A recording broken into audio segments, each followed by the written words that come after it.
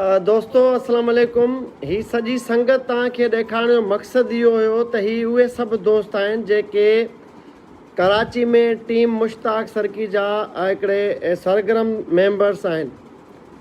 ऐं जीअं इहो केन शाह में असांजे मोज़िज़ दोस्तनि याने सैयद बिरादरी ऐं मशहूरी बिरादरी विच में हिकिड़ी मामूली ॻाल्हि तां जेको छिकताण पैदा थियो आहे, न सिर्फ़ु उहो केन शाह शहर में या उन जे भर वारे इलाइक़नि में जेको आहे टेंस सिचुएशन आहे, छिकताण वारी सूरत हाल आहे, पर समूरी सिंध इन ते जेको आहे ॻणती जो इज़हार करे पई।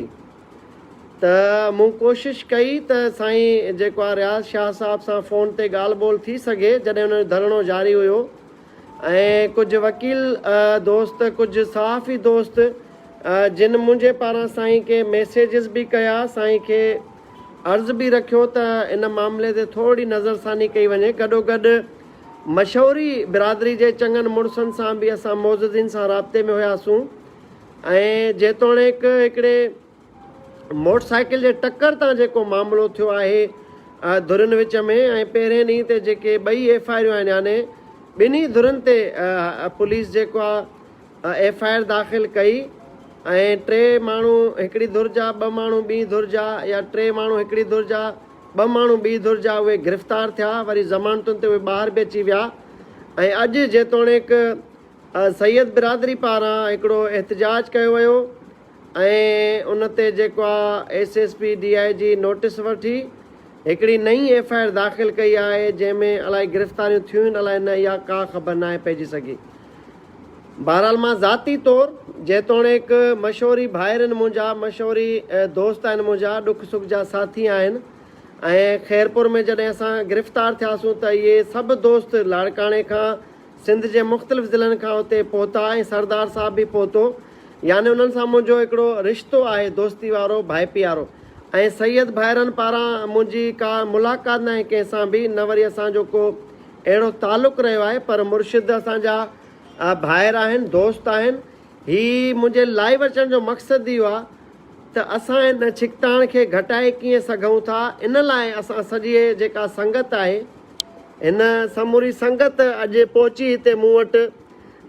टीम मुश्ताक सरकी जा ई मेंबर आहिनि, जिन जो इहो चवणु आहे त साईं इन मामले ते तव्हां लाइव अचो ऐं धुरियुनि खे काम डाउन करण लाइ, यानी थधो कयो इन झेड़े खे, इहो छिकताण न वधे।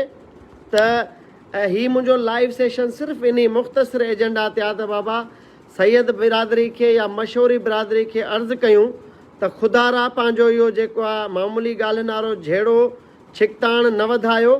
ऐं बाद में बि एफआईआरनि खां पोइ बि माण्हू वेंदा आहिनि, ठाह थींदा आहिनि, जिरगा थींदा आहिनि, ऐं ॾोह सवाब जो हिसाब किताब थींदो आहे। त असां एज़ सिंध जा पुट, तव्हां सभिनी जा ख़ादिम, सैयद भाइरनि जा ख़ादिम, मशहूरी भाइरनि जा ख़ादिम, त असां हथ ॿधी अर्ज़ु था कयूं त ख़ुदारा पाण में न झेड़ियो, मोहबत वधायो। ही मामला सही न आहिनि ज़िलई सतह ते, तालके सतह ते, ॻोठनि में।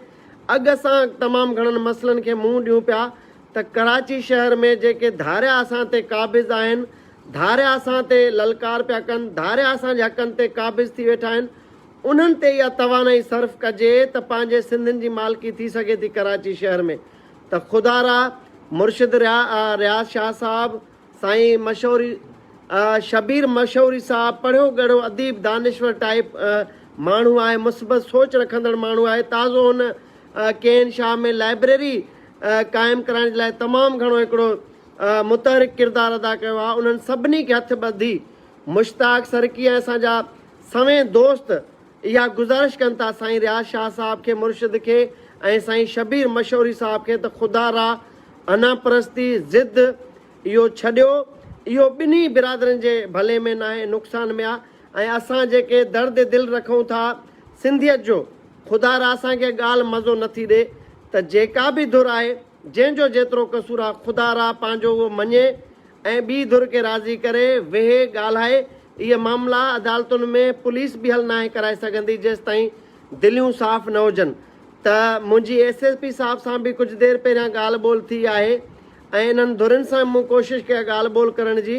उन SHO पंवर साहब सां बि मुंहिंजी उन ॾींहुं बि ॻाल्हि थी त असां मां हिन लाइव सेशन ज़रिए समूरी सिंध जे शऊर खे अपील कंदुसि त पोस्टूं रखी सैयद मशहूरी पाण में भाइर आहिनि उन्हनि खे सभु मिंथ मेड़ कयो गॾिजी करे ताक़तवर हिकिड़ो आवाज़ु उथारियो त इन्हनि खे असां झेड़ण न ॾींदासूं, इन तकरार खे वधण न ॾींदासूं। केन शाह अमन जो शहर आहे ऐं मशहूरी सैयद ॿियूं जेके बिरादरियूं आहिनि उन शहर जा मालिक आहिनि।